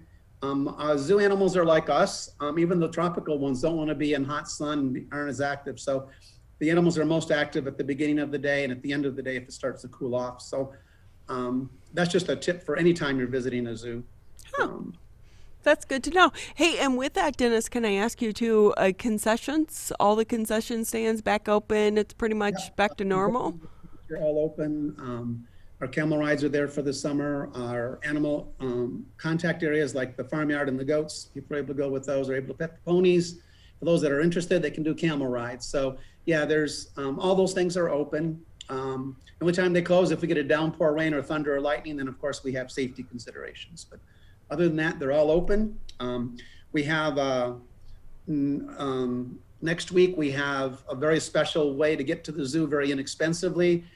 We have our annual zoo days. We've been doing it for almost 30 years, where on Tuesday and Wednesday, that's July 6th and 7th, admission's only $2. And for this first time ever, you don't have to go to a Meijer store to get a voucher. You can just go right to the zoo directly. And it's only $2 for anybody to get in. So it's a great way if you want to save a little money and get a chance to check out another zoo, or if you're from our area, it's a great way to get in there inexpensively. So with that, Dennis, as well, if I can ask you, when they're going to the zoo, do you have to register like previously online? I know some zoos were doing that, like they're only allowing so many people, or is it really just kind of back to normal, come one, come all? Yeah, it's pretty much back to normal. Now, for some special events, like we have our adults only event on July 22nd called Zoo Nights. It'll be our third one of the summer. It's basically it's a beer, wine, and spirit tasting from Michigan vendors and also some area restaurants. Those, we limit the number of tickets to 500. And the last one sold out last week. So if you want to go to those kinds of things, then you probably want to get online and get your tickets ahead of time. We only have about 50 or so walk-up tickets for that event, and they go really, really fast. So that's one thing that you probably do want to still do ahead of time. So with that, Dennis, if I can ask you, again, Dennis Laidler with us here on the Megacast. He is the education curator for the Potter Park Zoo, and I don't even know if you can ask or answer this, but if I can ask it, you know, we know so many zoos are nonprofit, and you rely on the funding from the visitors to help fund your day-to-day operations. How was it for the Potter Park Zoo throughout the pandemic, and have you been able to make up for that shortfall? Yeah, we got through it in pretty good shape. We did a lot of things that helped. And, you know, the public very strongly supports the zoo. It's kind of a dichotomy, like a lot of accredited zoos. We're a community zoo. We're technically owned by the city of Lansing, but we're actually managed and funded by a millage from Ingham County. That funds the zoo and all the zoo operations and the animal care staff and the exhibits and capital improvements and things.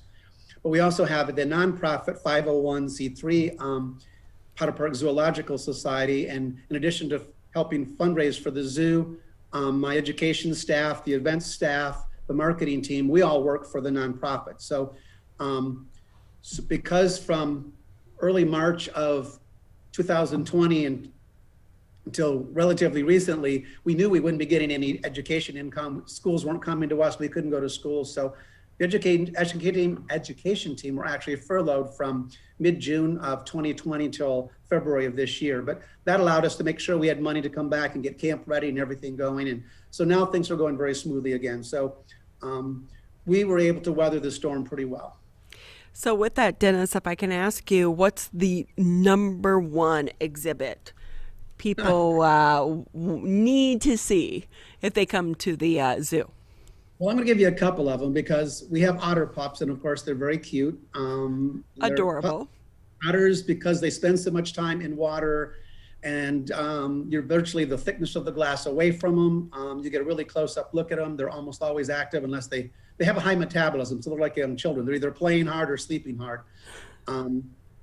Jolly, our infamous black rhino, the one that was the internet sensation, has got his next assignment. He's going to be moving to a new zoo this fall. So if you want to see the baby rhino, he's not quite such a baby anymore. He's about 1,400 pounds. Oh my gosh. It's a really good opportunity. It's a good situation for him. He'll eventually be paired up with a female at the Living Desert Zoo in a few years. So it gives them a chance to develop the relationship with him that they need to do all the management issue for when you do rhino breeding and things. So, so that's another cool thing. And then what may be happening soon, we announced it on our Facebook page. Our red panda, Malia, is pregnant, and sometime in the next couple of weeks, we expect her to give birth to a couple of red panda cubs. They won't be on view for a little while, but we'll be announcing, just follow the zoo's Facebook and social media.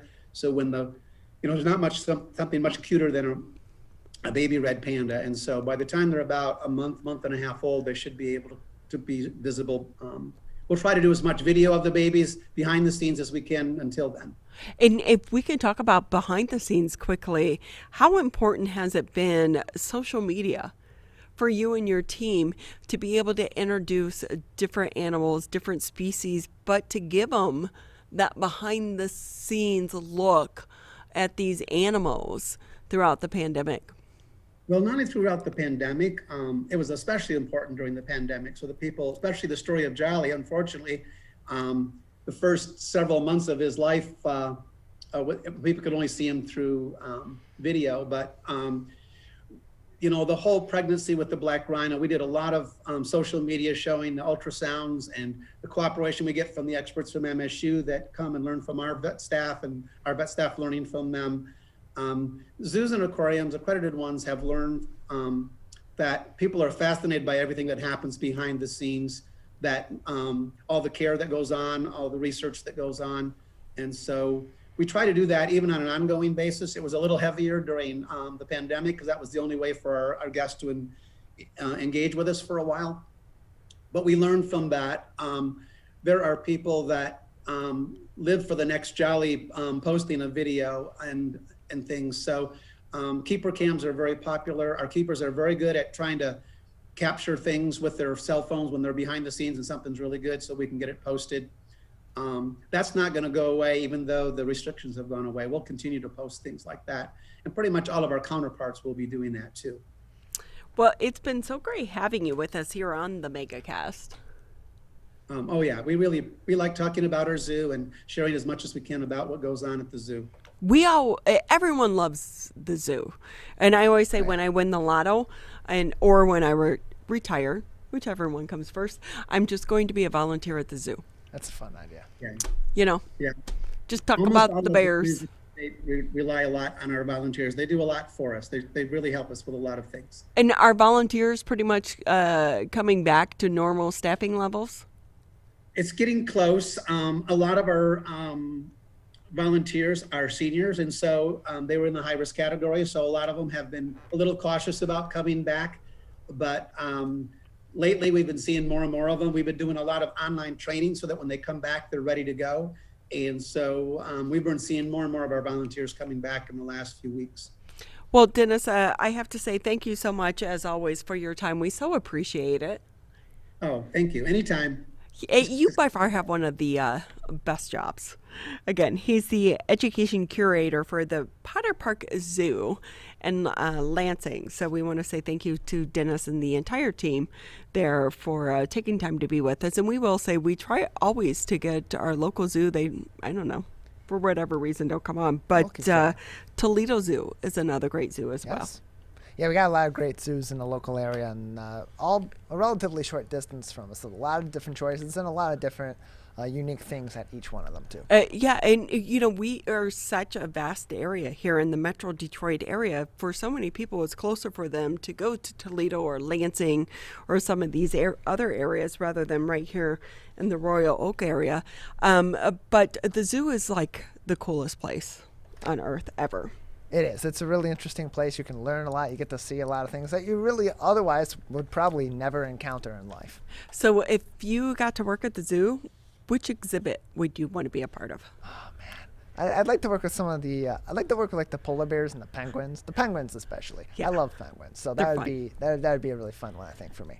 They're so fun. And I will, I think I've said this before. So here in the Detroit Zoo, they did the new penguin exhibit, and we have these penguin costumes that my husband and I wore for our Christmas cards a few years ago, and since then I've used them for like running 5Ks and this, that, and the other. But I wanted him to come with me to the red carpet event at the Detroit Zoo and I wanted to wear our penguin outfits. Right. And he said no? He was like, "No, you're crazy." I was like, "We'd be so cute." No, have a little fun, Woody. Come on, be a penguin. But for me, I love the giraffes, and it's on my bucket list. There is like a giraffe, or there's like this giraffe sanctuary in Africa that you can go to, and it's part of like this hotel, and you can go feed them and help take care of them as part of the visit. And then they also come up to your hotel and put their heads in, and you feed them and everything.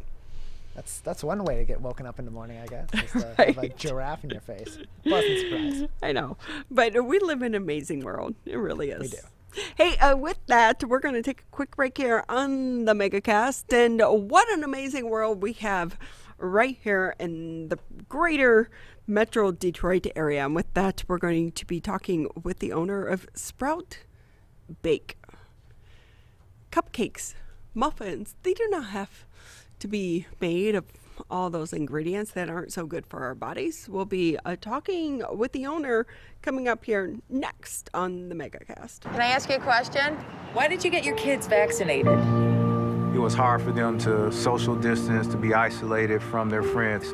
I want them to get back to school and sports games. So as a pediatrician, I recommend the vaccine to everyone I know. The boys lost a former teammate and classmate who was only 20 years old. It's been a devastating year. We want to get back to normalcy. Our daughter is really looking forward to being with her friends, being a kid. Can I ask you a question? Why did you get vaccinated? I'd like to go to these school dances and spring break to have fun. I want to be in person for college next semester. I want to get out of this pandemic. I wanted to protect the people around me. Why did you get vaccinated? Because I'm really looking forward to hanging out with my friends. I just want to go to a show, dance around, not have to worry about anything, feel like I'm free again. So we can not miss out on the best years of our life.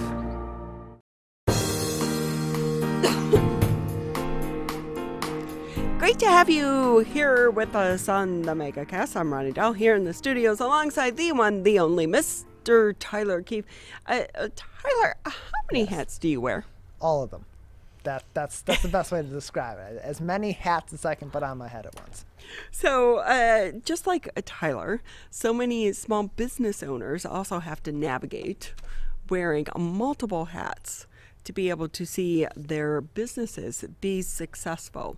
With us now, we want to bring in Alaina Campbell. She's the owner, Sprout Bake in Lake Orion. Great to have you with us. How are you today? Thank you. Yes, it's great to be here on this sunny Monday morning. We hope it's sunny for a while. The rain is supposed to be coming in.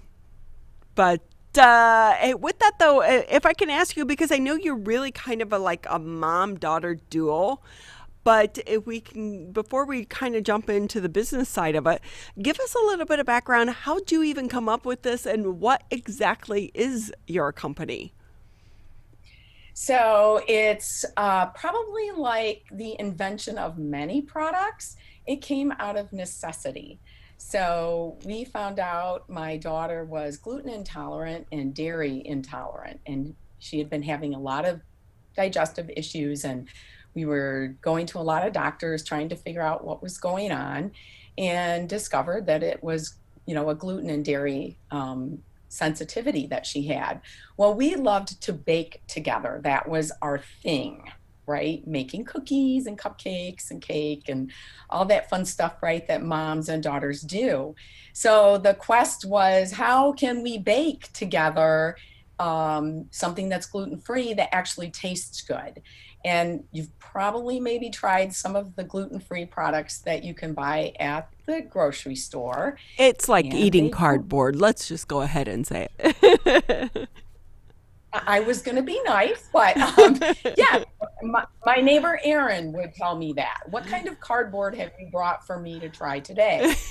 And I said, there's got to be a way to come up with a gluten-free product that's nutrient dense, because that's the other issue with gluten-free products, is it's still white flour. It's potato starch, it's white rice flour. It's still devoid of nutrition. And those are flours that are going to spike your insulin levels as well. They're high on the glycemic index. So how do we come up with a product that, tastes good, that my kids will love, that has a lot of nutrition in it? So that's how we came up with the recipe. It took about 8 or 9 months. A lot of muffins and baked goods went in the trash. A lot of them I liked, but my kids didn't like. And that was the test, right? For any mom, the kids had to like it and want to eat it. So if they didn't want to eat it, it didn't matter. And with that, Alaina, prior to this, did you have any knowledge or even really give any consideration to the whole gluten-free world and this, that, and the other? Or was this really like, we're going to jump in and learn together? That's exactly it. I really, I knew friends or people that were gluten intolerant or who had celiacs, but it had never affected my world. I grew up on a dairy farm, Oh, my milking goodness. cows, literally milking cows twice a day. So we ate a lot of dairy and drank a lot of dairy. Now we drank raw milk, which is very good for you, by the way, and most people don't have an intolerance to raw milk. But we, had bread every single day. So it had never affected my life before. Wow. So, what an education as a mother, and then with your background as well, coming from the dairy farm. So, where did you learn about trying to come up with these recipes? Was it really just trial by error? It was a lot of research. One of the organizations that I am part of, and I've been part of this organization for about 20 years, is the Weston A. Price Foundation. And it's an organization that seeks to educate people about nutrient-dense food and eating food in its natural state and or prepared in traditional ways. So not our modern processed food, but preparing food the way probably our great-grandparents and before prepared food. So raw dairy, raw milk, a lot of fermented foods like kombucha, which is amazing. It's you can find it in every store now, which is wonderful. I used to make kombucha myself 20 years ago because you couldn't buy it anywhere. So I belong to this Weston A. Price Foundation, and that was really where I learned about sprouted grains and nuts and seeds. And we use sprouted oat flour and sprouted almond butter in our product. I knew nothing about sprouting or why that was important before I joined the Weston A. Price Foundation. So I learned that when you soak a nut, a grain, or a seed in water overnight with a little bit of an acid like lemon juice or whey, it breaks down the outer coating of that nut or seed. It's got an outer protective coating on it.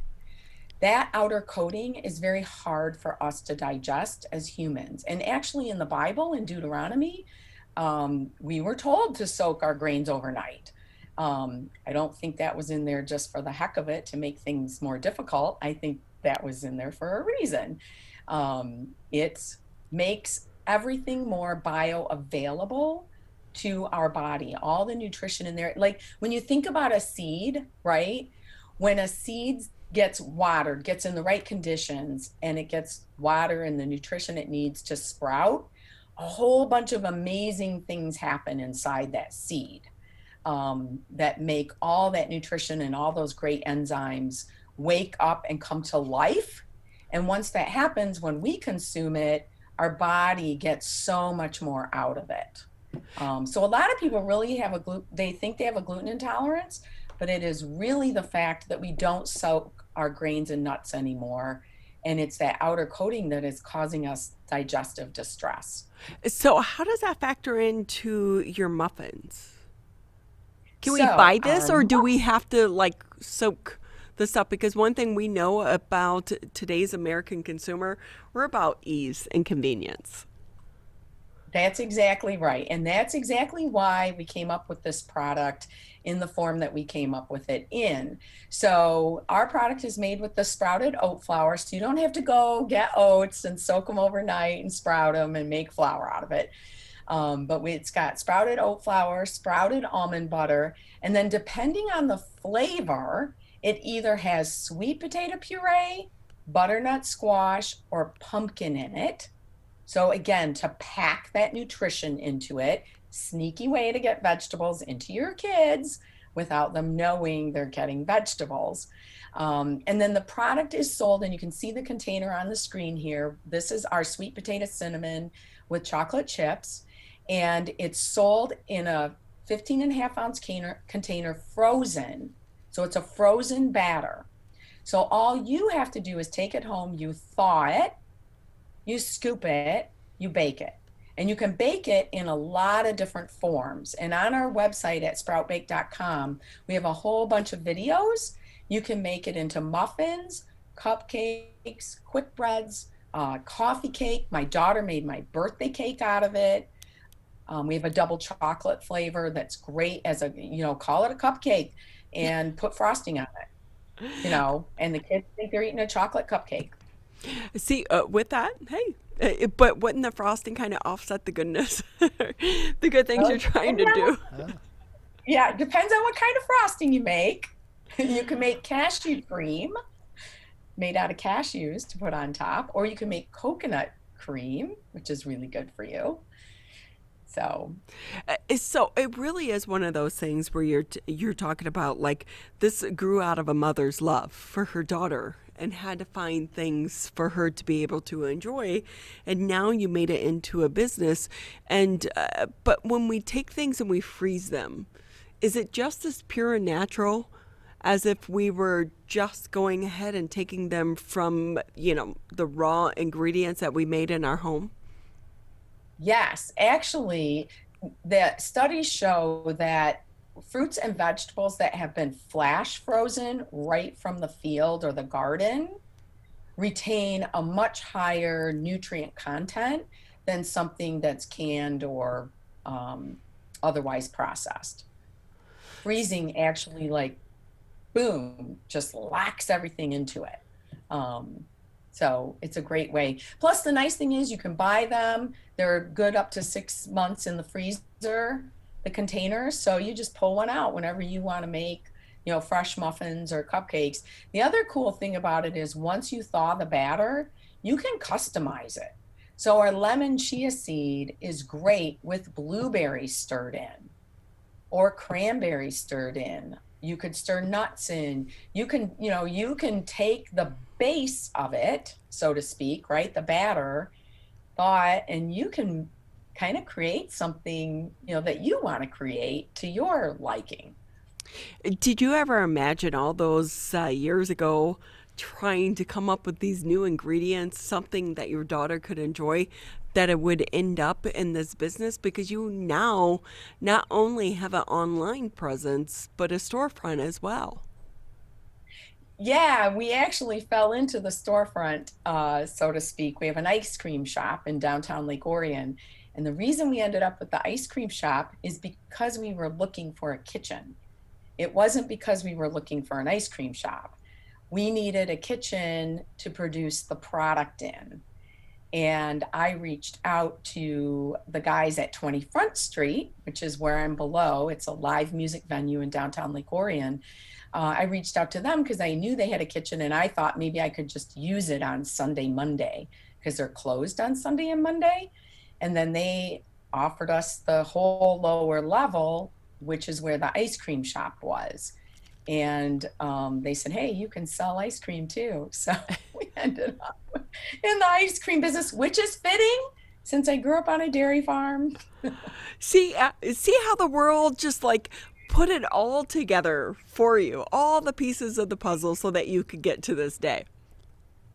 Really did. It really is interesting. When they made that offer to us, all I could think was, the door is open. I'm going to walk through it and we're going to take a chance and see what happens. And if we don't like running an ice cream shop, we don't have to do it forever. We can do something else, but it's our 3rd year and we love it. It's really a blast being part of the downtown scene, and everybody loves ice cream, and it gives us a great place to promote our Sprout Bake products. So with that, to Alaina Campbell with us here on the Megacast, she's the owner of Sprout Bake. And Alaina, if I can ask you, because the past year has been unprecedented, and then you're a new business owner, but one thing we do know, so many people are starting to pay more attention to where their food comes from. Has that helped you in your business? Yes, it has. And it's actually one of my missions that's very important to me because of how I grew up, because I grew up on a family, dairy farm. And this dairy farm has been in our family since 1865. And it's very important for people to understand where their food comes from and the quality of their food. And yes, there has been resurgence, I believe, of people supporting local food sources. And we saw it in the grocery stores, right? When the pandemic started, we saw empty shelves. And that's because, so many of those products were shipped in from other places. They were, manufacturing, a lot of manufacturing got shut down. So food processing, got shut down. And we were seeing food shortages on the store shelves.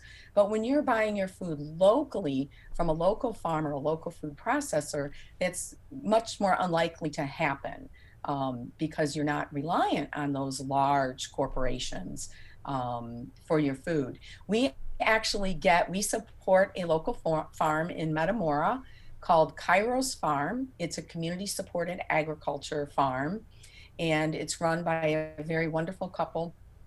And we get all of our eggs from them for our products. So they're all free-range, cage-free eggs from chickens that are outside all the time, living like chickens should live, scratching in the dirt and eating bugs and all of that great stuff. That's where all of our eggs come from.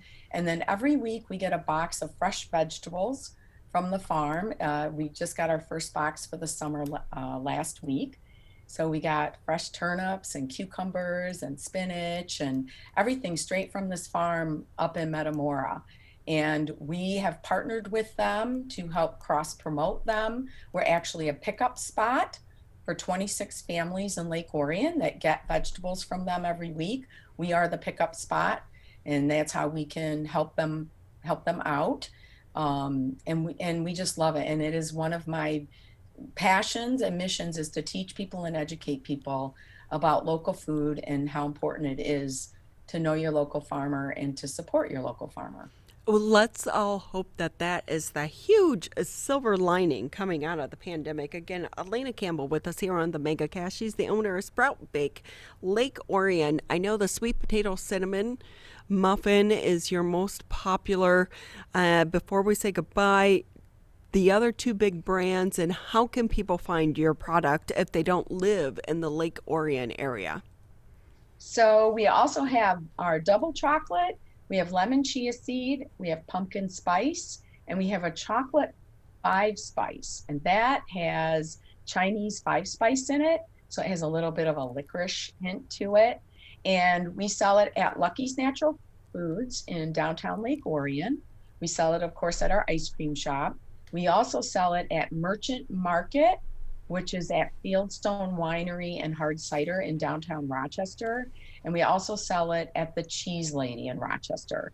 We also have coffee shops that are now buying the frozen batter and baking it off for their customers. Lava Mountain here in Orion Township buys our product and they bake it off and sell it for us. And we're looking to expand into more retail stores and into more coffee shops. See, great things. Sometimes it's been a trying year, but sometimes all that extra time can lead to great things coming out of the pandemic. And if anything, just understanding where our food comes from and supporting local. And with that, Alaina Campbell with us, owner of Sprout Bake. We so appreciate your time, and we wish you and your daughter continued success as well. Thank you so much. I appreciate it. We appreciate your time. And with that, we'll take a quick break here on the Megacast. Just about 20 minutes or so left here on the show. And when we come back, we'll be talking travel and aviation. That's next here on the Megacast. People are getting out to walk and bike in higher numbers. More vulnerable road users and higher speed traffic can be a dangerous combination. Crash severity has increased, so if you're driving, be sure to slow down and look for people. There's no need to speed. If you're biking, ride with traffic. If you're walking, avoid stepping into the road if possible. If you have to walk in the street, walk facing traffic. Learn more at walkbikedrivesafe.org.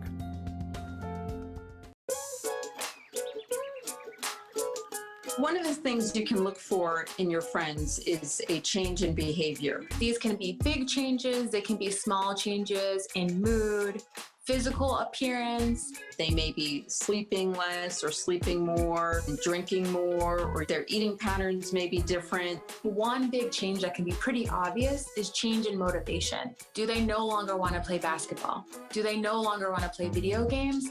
Now that we're spending more time online and in virtual settings, it's really important to pay attention to the language that your friend is using and the words they're using to communicate. So when we text our friends, are they taking longer amounts of time to respond? Are they not responding at all? You don't have to be an expert to try to recognize these signs. The second that you feel it in your gut and that you're concerned, that's a second to have the conversation and open the door to what might be going on.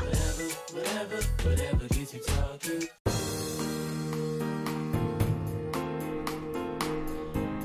We want to say thank you for taking a time out of your Monday to be with us here on the Megacast. Kind of one of those starts to the work week. Yeah, it's been a tough go so far. It's just tough to get back in that process, especially like when you've been home all weekend dealing with the rain and the weather and just being stuck there and then going back and boom, back into action, just like let me wake up. Well, it's like, is it going to rain? Is it not going to rain? Right, is it going to storm? Do I need to water my plants? Do I not need to water my plants? Exactly. What is happening out there, Mother Nature? So many questions from Mother Nature. So many people, though, are kind of taking advantage of the summer. So much different than last summer. Excuse me, I will say the feeling kind of in the atmosphere, getting out and talking with a lot of my friends. And we recently had my sister, she flew in from Arizona for Father's Day. So people are starting to get out and travel more. They feel more comfortable and they're flying a lot more as well. Yeah, people are really getting back out and traveling again and going back to many of our airports, which is great for the businesses that, of course, are in some of these airports. Most notably, of course, would be some of our international airports like Gerald R. Ford and Grand Rapids, and of course Detroit Metro Airport. A lot of local businesses that are in there too, but also for these airlines that have been really trying to pinch every dollar out of their business over the course of the pandemic, while also trying their best in some cases to maintain safety. I was out near the Oakland County Airport yesterday, driving out to some stores in that area yesterday, saw quite a few planes coming and going. And with that, we should remember, it's not just the big airports. There are so many other airports here locally as well. So we want to bring in David Vanderveen. He's the Director of Central Services for Oakland County. Great to have you with us. How are you? I'm fine, thank you. How are you, Ronnie? You know, I think about the last time we talked to you. Pretty much no one was flying at that point in time. That's correct. I have a lot of news for you, but I have to say, first of all, I think I'd rather talk about, given the heat, the ice cream segment you had on the last program. Nothing more appealing. And then you were talking about rain, and we had about 3 or 4 inches at the airport, and that can equate, depending on moisture, to about 1 foot of snow for every inch of rain. So we could have been dealing with 30, 40 inches of snow instead of the rain this last weekend. I'll take the rain. We'll take the rain. Wow. See, it makes me appreciate it that much more. Thank you for, it's all about perspective, right? Life is all about perspective. Correct. So if things are better, though. We're absolutely. We in both general aviation and the commercial airlines. We're general aviation. Incidentally, Ronnie, we consider ourselves not a small airport. We're the second busiest airport in the state of Michigan to Detroit Metro. So even though we don't have the commercial airlines, we have a lot of traffic. What causes that is we cater to business and industry, executive travel, chartered travel, air freight, medical emergencies, pleasure flying. Virtually every Fortune 500 company in America comes into Oakland County through that airport every year. So wow. We make up about 95% of the airplanes in the United States. And we were down, and last year we were down about 12%. We didn't get hit quite as hard as the airlines did. And frankly, general aviation is, you have more control over the environment. You could, the sanitation aspects of the COVID-19, we could control that better in smaller, less populated airplanes. So we didn't get hit quite as bad as the airlines did. We're down, as I say, 12%. Airline traffic last year is down maybe 60-70%. But they're back now too. The Memorial Day weekend on that Friday, over the United States, 2 million people flew, and so that is back to pre-COVID levels. But David, if I can ask you, because while the general public population may be more comfortable in getting on an airplane and starting to fly more and travel more, what about the business industry? Do you anticipate it's going to get back to the level in which it was once? Because now, with Zoom and other video electronic conferencing, doesn't that save a lot of companies a lot of money? Well, it does in concept, but I think there's still nothing better than a face-to-face contact. For example, I would just as soon be in the studio with you right now than on Zoom.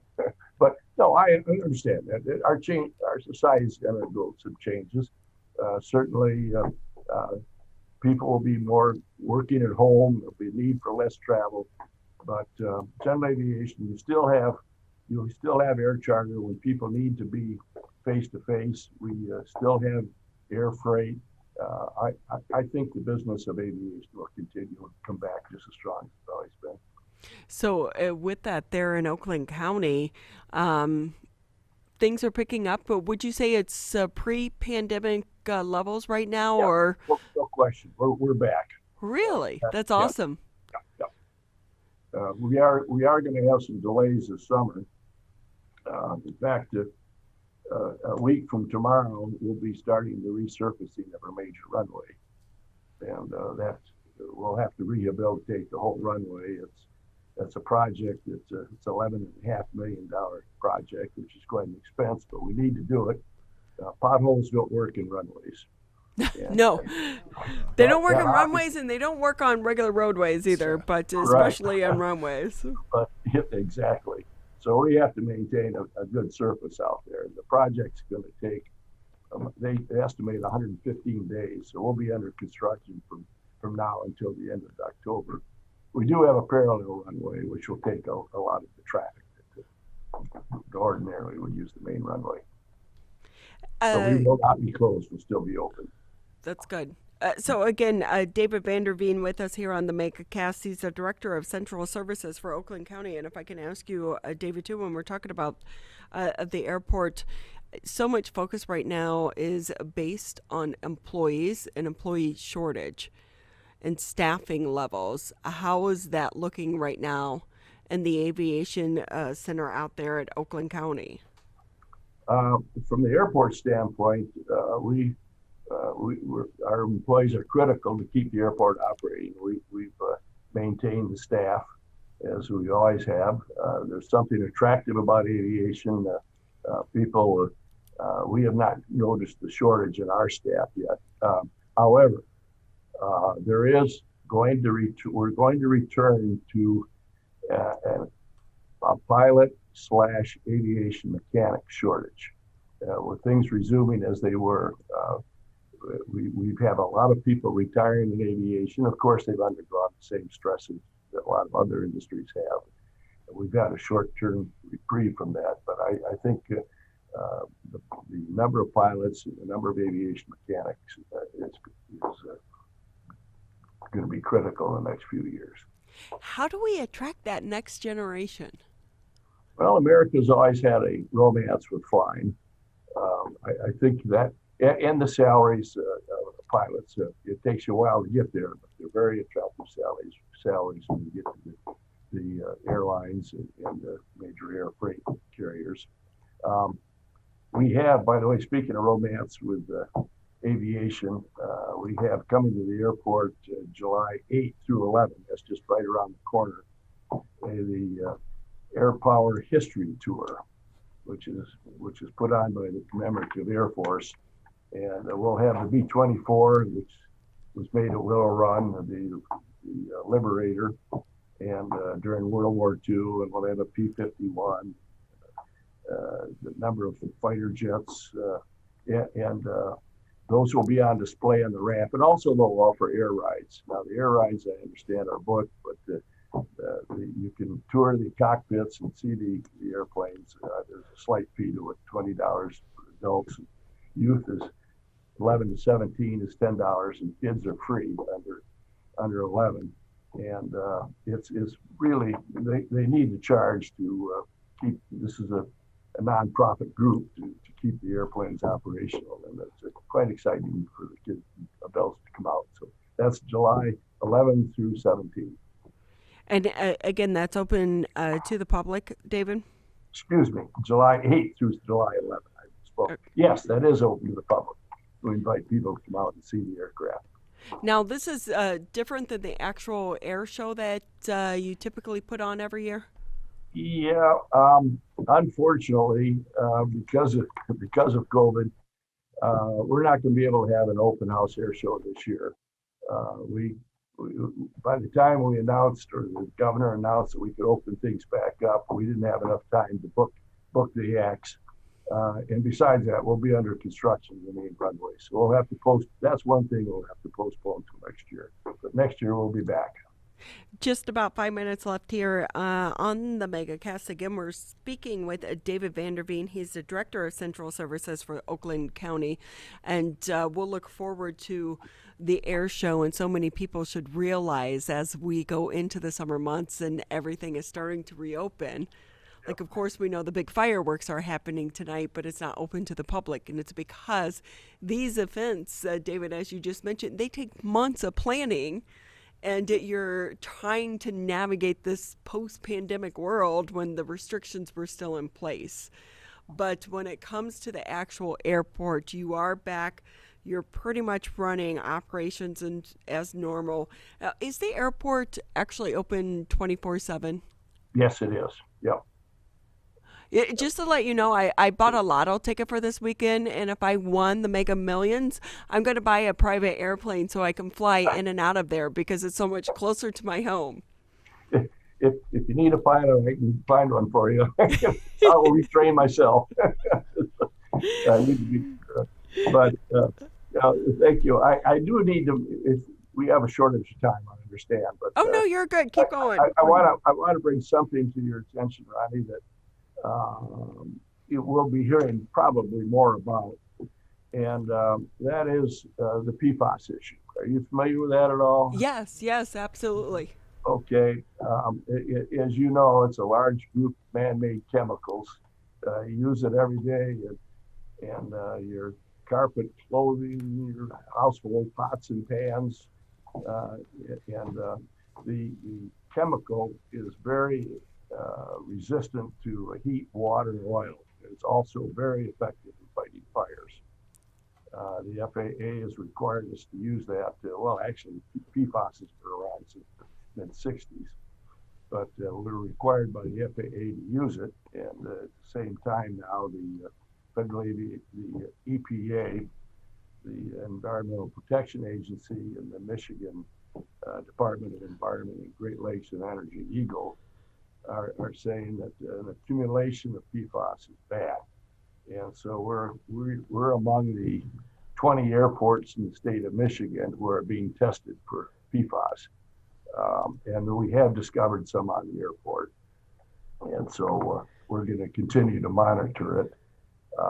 There are a couple of good pieces of good news at the end of the tunnel, and that's we have never used PFAS for firefighting.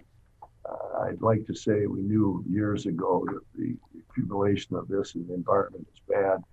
I have to say in all candor, though, that's because the chemicals that are in the foam that we use to fight fires are so expensive that we decided to practice with water. So we've only used it a limited number of times. Actually, in the last 25 years, it's about 9 incidents at the airport.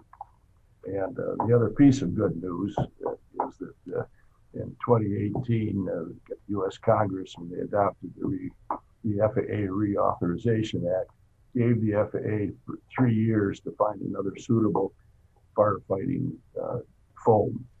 And so they haven't done it yet because of COVID delays, but we anticipate that will be occurring hopefully in the near future. Well, that's great to learn and to know, and look at that. Sometimes cost-cutting measures have worked in our favor, and with that, we have to say it's always been great having you with us here on the show. Just about 30 seconds left here in the Megacast. David Vanderveen with us here. He's the Director of Central Services for Oakland County. Again, people want to learn more information about the airport over there. How can they do so? Well, our phone number, we have a website where we announce all of the big events coming up, and included, we have a web page now devoted to the PFAS issue. So it's just check in with the county and the airport and go to the website. We always appreciate your time and your expertise, and that's going to wrap it up for the Monday edition of the Megacast.